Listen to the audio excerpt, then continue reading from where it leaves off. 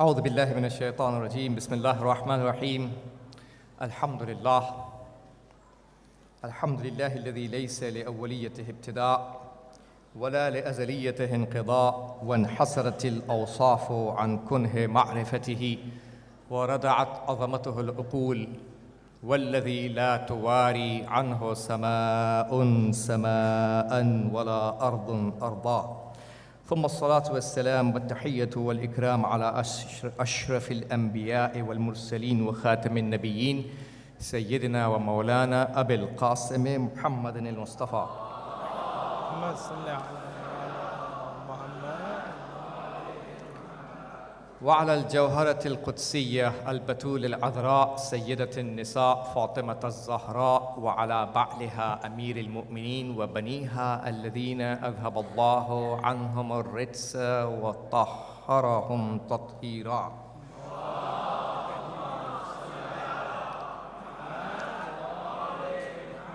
لا سيما على بقية الله وحجته الكبرى الذي بيمنه رزق الورى وبوجوده ثبتت الأرض والسماء ولولاه لصاخت الأرض بأهلها واللعنة الدائمة على أعدائهم أجمعين من حين عداوتهم إلى قيام يوم الدين. أما بعد فقد قال أمير المؤمنين عليه الصلاة والسلام لولا حضور الحاضر وقيام الحجة بوجود الناصر وما أخذ الله على العلماء ألا يقاروا على كظة ظالم ولا صغب مظلوم لألقيت حبلها على غاربها.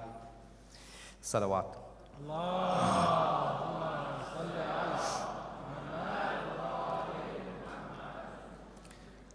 The distinguishing features of this great personality are not one or two. There are several, and definitely we can't cover all of those in this short time. I would like to mention just 3 of those features in this short speech.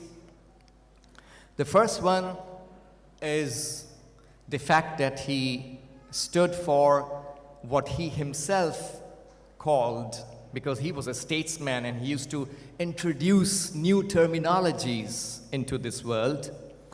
So the first thing is what he stood for, the pure Muhammadan Islam, al-Islamul Muhammadiyul Asil. Islam-e-Nabi Muhammadi, how we say in Farsi.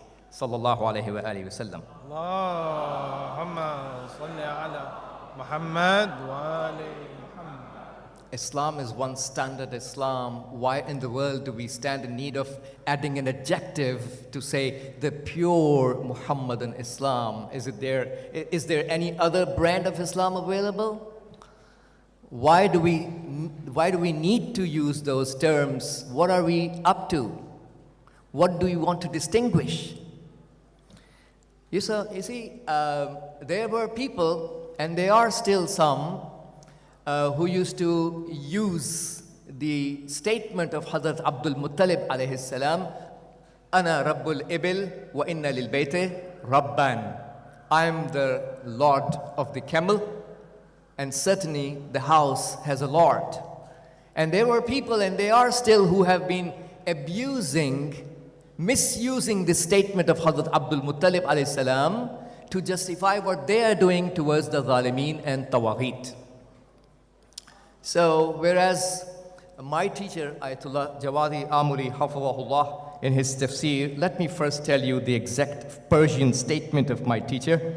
For those of you who can understand Persian, my teacher said that با آمدن آیه یک متفکر دینی مجاز نیست که بگوید من صاحب شترم و باید در مال خود تلاش کنم و صاحب خونه را حفظ می کند.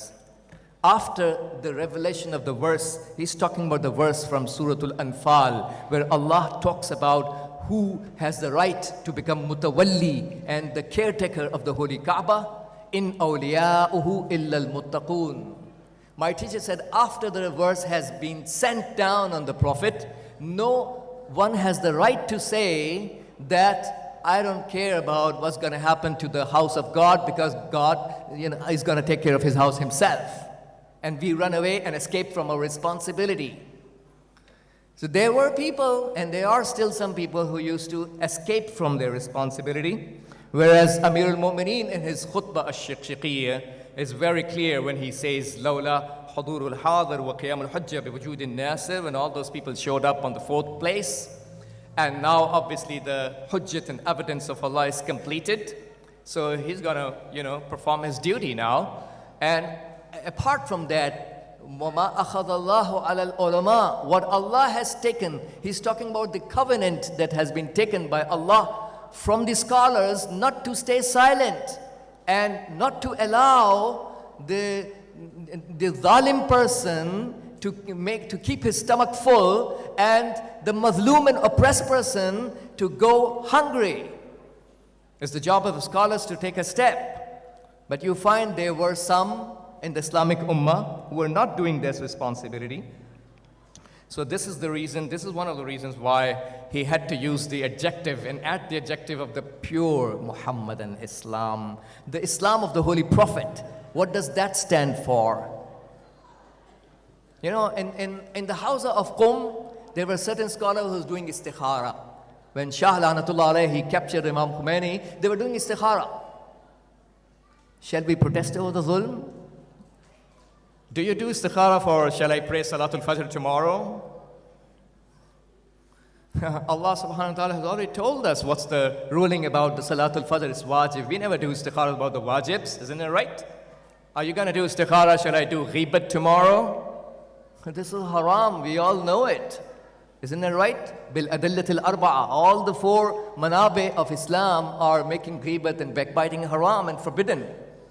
So you don't do istikharas for a wajib or a haram or a mustahab. Shall I go for the ziyarat of Imam Hussein? And has the thawab of 90 Hajj of Rasulullah. No need to do the istikhara, it's already told. Or shall I pray Salatul Layl? Or about any other makruh in Islam. We do istikhara for the mubahat. So there were people who were doing istikhara, shall we protest over the zulm?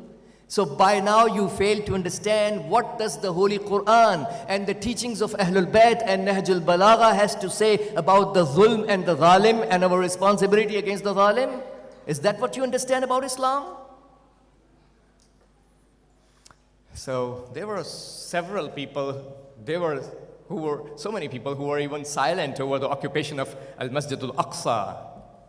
Isn't it right? And then you find people furnishing excuses. No, those guys belong to such and such sect of Islam. Do you think Masjid Al-Aqsa is also a Sunni masjid? Or a Nasibi masjid? It's the Masjid of Islam. Masjid is the house of God. And today if we go silent over the occupation of Al-Masjid Al-Aqsa in Baytul Muqaddas, Jerusalem, then the next step, which is already announced, Al-Israel Al-Kubra, the greater Israel, is to expand, to take up Medina and Makkah and Najaf and Karbala, Nile to Euphrates. And trust me, a lot would have been silent even over the usurping of Najaf and Karbala and Medina and Makkah because we are silent over Masjid Al-Aqsa. Isn't it right? So this is how you have to define the lines. So you find, there were some people who were silent over the atrocities of the enemies of Islam, specifically the Zionists. And there were some people who were separating religion from politics as if it's not even part of Islam. Are you trying to reinvent the wheel? Are you here to make a new religion? The religion of Amir al-Mu'mineen alayhi salam is the religion where Islam and politics is one. Because Imam Ali alayhi salam says, al-Islamu was-sultanu taw'amane. Islam and government are twins. That means inseparable. فَالْإِسْلَامُ أُسٌّ وَالسُّلْطَانُ حَارِسٌ. So Islam is the foundation and the government is the protector. فَمَا لَا أُسَّ لَهُ يُهْدَمُ. Something that doesn't have a foundation gets devastated, collapses. وَمَا لَا حَارِسَ لَهُ ضَائِعٌ. And something that doesn't have a protector gets wasted. This is the kind of Islam some people are following. The story that you just heard from the brother, the Wazir of Shah Lanatullah alayh, Shah didn't know who was Imam Khomeini. Why would he know? He was not in that circle. He asked his wazir, who is Khomeini? And the wazir said to him, you remember when you visited Ayatollah al-Uzma Burj-Jardi in the Hawza of Qom? And at the time you entered into gathering, all those scholars who were sitting at that time in the hall, all of them stood up in your respect except one person. He said, yeah, I remember that. That one is Khomeini. You cannot say, no, everyone is the same. No, everyone is not the same. Everyone is not the same. You have to distinguish between those who are protesting against the zulm and those who are not protesting against the zulm. There's a fine line. Because Allah says, فَضَّلَ اللَّهُ الْمُجَاهِدِينَ عَلَى الْقَاعِدِينَ أَجْرًا عَظِيمًا. Allah gave the fadilat and superiority to those who are mujahideen over those who are sitting. So you find the head of the intelligence, Sawak, General Pakrawan, he once showed up and said to the Imam that, you know what, Shah is a Shia, and you are a Mujtahid, Naib, deputy of the Imam, and it doesn't make any sense for a person like you to rise up against your own fellow Mu'min Shia brother. And also, politics, siyasat is najis. And a person like you who is a holy man, it doesn't add up that you, do the siyasat and politics because it's najis. And apart from that, if you happen to establish an Islamic government, because you are a Shia, it's going to cause divisions between the Islamic Ummah because Sunnis will feel upset. So Imam says in his response that if Shah is a Shia, and if the way you are saying that I am a Mujtahid obviously, and I am the deputy according to what you said, then Shah is supposed to follow me and cannot expect me to follow him. And is siyasat and politics najis for only me, or is also najis for him? And then he said that if someone makes your house dirty, you don't leave your house. You take the trash out of your house and throw it outside. So when our Islamic government is established, we are going to eliminate the differences and those people who are causing differences in the ranks of the Muslim brothers, and we will stand for the unity in the Islamic Ummah. This is how you find that he has been doing. So now obviously you find the problem in these types of matters is that, there were people who actually went to far more extreme. There are some people who did tahreem, who said it's haram to participate in the lectures, Bahsul Kharij, Dars Kharij of Khomeini, because he talks about politics. You can go to that extreme that you call it haram to participate in a lecture? So, on the day of Saqifa, what exactly was taken by those people from Imam Amir al-Mu'minin alayhi salam? Did they manage to take the deen of Imam Ali?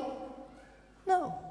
No one has the power to take the deen and religion from Imam Ali alayhi salam. They took away the kursi, the government, the siyasat. Isn't it right? No one can dare take the religion from Imam Ali salam. Then why do you disagree with those people who take away the kursi and the government if you think that government has nothing to do with Islam? This is how far we have gotten from the walayat of Amir al-Mu'minin alayhi salam.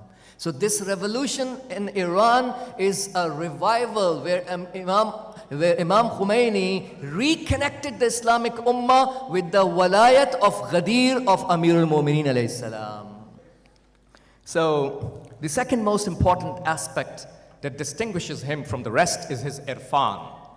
People say his revolution is the biggest service. I respectfully disagree. Revolution is just one of the long list of services that he has done. The biggest aspect of his personality that distinguishes him from the rest is his level of ma'rifat and irfan of Imam Sahibul Zaman alayhi salam.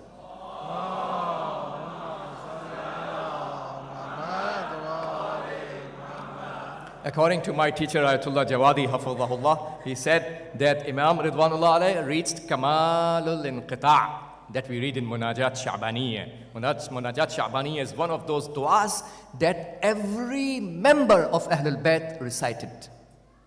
It's one of those unique and precious du'as, although all the du'as are precious. Imam Khomeini used to call the du'as of Ahlulbayt to be Al-Qur'anu Sa'id. This Quran that me and you have in our hands is called Al-Qur'anu Nazil, the descending Quran. Whereas the du'as of Ahlulbayt, because he was an arif, I wish the Islamic Ummah only learned their religion from those who are arif. And our destinies would change for good, forever. I wish. So he used to call the du'as of Ahlul Bayt as Al-Qur'an As-Sa'id, the ascending Quran.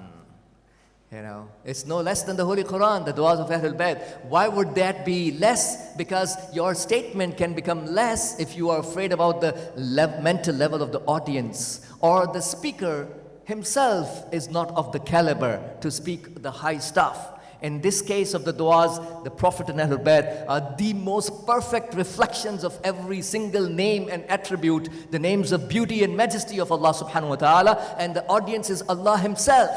Why would the kalam and statement, the du'as, would be less than the value of Quran?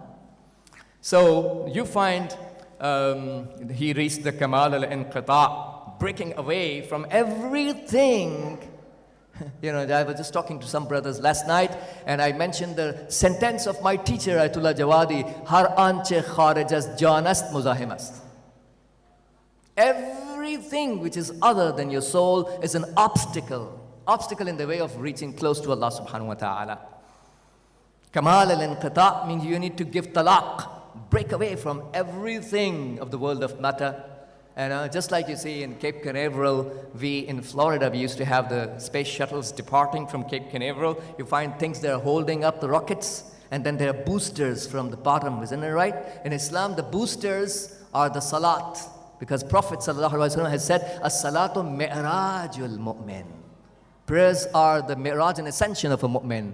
So the prayers are not going to work as long as you are attached with the world of matter and its temporary attachments. You need to first detach yourself from its temporary belongings and then allow your salat to lift you up to the proximity of Allah subhanahu wa ta'ala. That's how it's work. Isn't it right? So we find that this is the kind of tawakkul that he says, Wallah takunun az ghair khuda na tasidam. Easier said than practiced. I swear to Allah, see there's a penalty. He's saying, Wallah, if you breach your promise, there's a penalty. If you go against it, or if you're lying, you're faking, there's a penalty in Islam. So he says, I swear to Allah, I haven't got afraid from anyone other than Allah in my life. So my teacher has a right to say that he reaches Kamal al-Inqita'. إلهي هب لي كمال الانقطاع إليك وأنر أبصار قلوبنا بضياء نظرها إليك حتى تخرق أبصار القلوب حجب النور فتصل إلى معدن العظمة.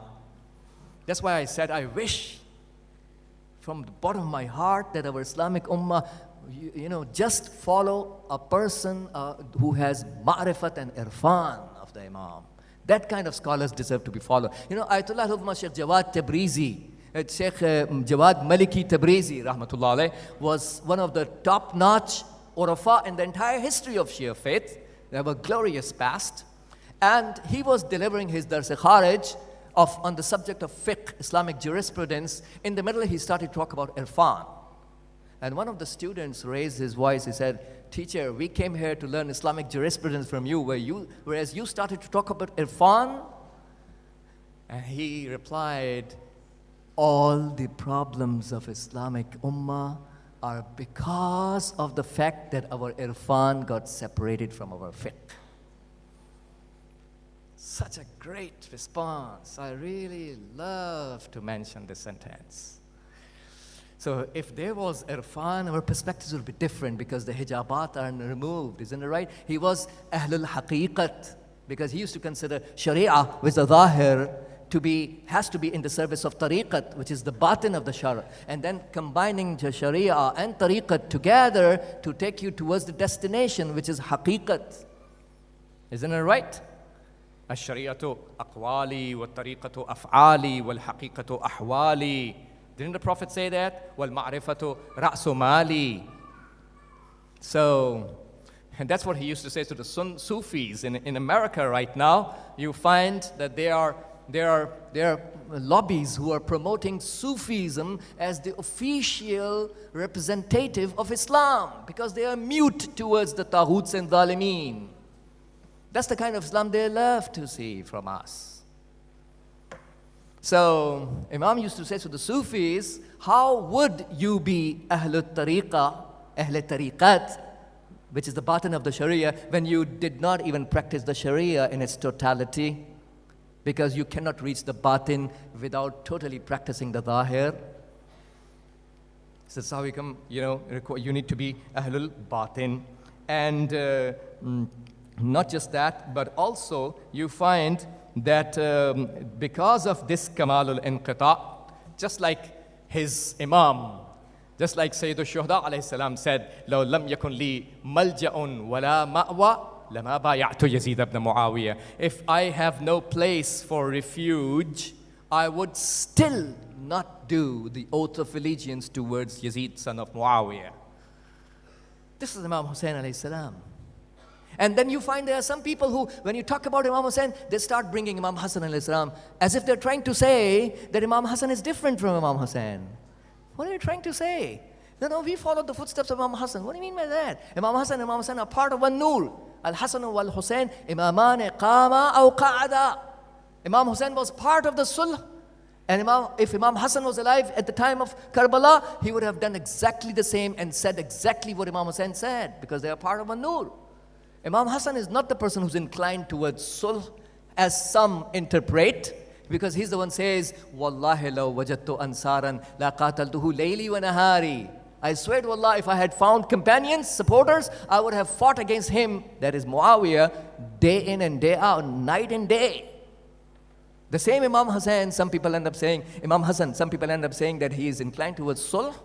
No, our Imams are neither inclined towards war, nor they are inclined towards sulh and peace. They are inclined towards Allah subhanahu wa ta'ala. If Allah wants, to defend Islam, they would defend Islam. If Allah wants them to enter into a ceasefire and truce agreement, they would do that. Because they, represent Allah subhanahu wa ta'ala. When he returns back and surface-to-air missiles were installed in Mehrabad airport, this is about tawakkul. Tawakkul in Islam means that you first do your faridah, your divine obligation, and then leave the result upon Allah. He used to say, "Ma mukallaf bi wazifin." Na natija, nahnu mukallafun bil faridah, lasna mukallafin bin natija. We are obliged by Allah subhanahu wa ta'ala to focus on the divine duty, not to care about the result. The result is the domain of Allah. Let's not penetrate into His domain. He's doing his job, Imam Hussain is successful, whether he becomes shaheed, Yazid reigns into power for next 2 years, because Imam Hussain did his faridah. So Imam comes back from Paris, and they install surface-to-air missiles, 20,000 army men stationed at Mehrabad, and you find 4.5 million humans, ocean of humanity, pouring into the small Mehrabad airport, and you don't even find where those 20,000 soldiers went. This is called tawakkul. وَمَنْ يَتَوَكَّلْ عَلَى اللَّهِ فَهُوَ حَسْبُهُ. When you do your duty towards us, some of the people are doing tawakkul. In Arabic, there is a difference between tawakkul and tawakkul. Tawakkul is done after you fulfill your faridah, you leave the result on Allah, and tawakkul means you escape from your responsibility, and you put your burden on someone else, and you think, let him do the job. The last thing before I end my speech is he was Ahlul Ishq. He had the deep love of Allah subhanahu wa ta'ala and the deep love of Prophet and Ahlulbayt alayhim salam. And had it not been for his deep love, you find, he would not achieve what he achieved. The fourth travel of the soul, fil khalqi bil haqq. Isn't it right? So this is how he returns back after his levels of purification to serve the mahrumeen and mazlumeen. This is how he served. Hamiya mustadafane jahani. We are the supporters of all the oppressed masses. Let's suppose there's a Jew being oppressed somewhere. In our beautiful religion, Islam, we will stand to support that Jew who's oppressed. And if there is a Shia person who's oppressing somebody somewhere, we are going to condemn that Shia person over his oppression. This is the kind of fairness-based principles that we have.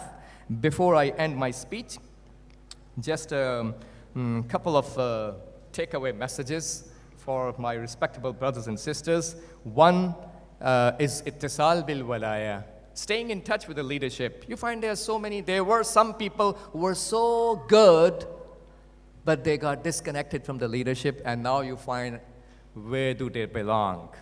I don't want to go in details, because they lost their connection with the walayat. Connection with walayat is just like ittisal bil kur. You know, you keep getting corrected, you keep getting the lutf and barakat from Allah subhanahu wa ta'ala because you are connected with the leadership. And second of all, what I would like to say, what the great Shaheed in our Middle East has said, نحن على خط إمامنا الخميني نؤمن بالقاعدة التي سنها هذا الإمام اقتلونا فإن شعبنا سيعي أكثر فأكثر. We, on the path of our Imam, say and believe in the principle that he has settled and established, that kill us, and we, our people, our community, our ummah will become more and more aware. Keep on being a supporter of the walayat of faqih. There is no harm coming in the way of the Islamic government. Part of Ahlulbayt and the walayat is a part of sacrifice. Get ready for the sacrifice. I will end my speech on the dua. You know, Allahumma salli ala Muhammadin wa ali Muhammad. اللهم كل وليك الحجة ابن الحسن صلواتك عليه وعلى آبائه في هذه الساعة وفي كل ساعة وليا وحافظا وقائدا وناصرا ودليلا وعينا حتى تسكنه أرضك طوعا وتمتعه فيها طويلا. Thank you.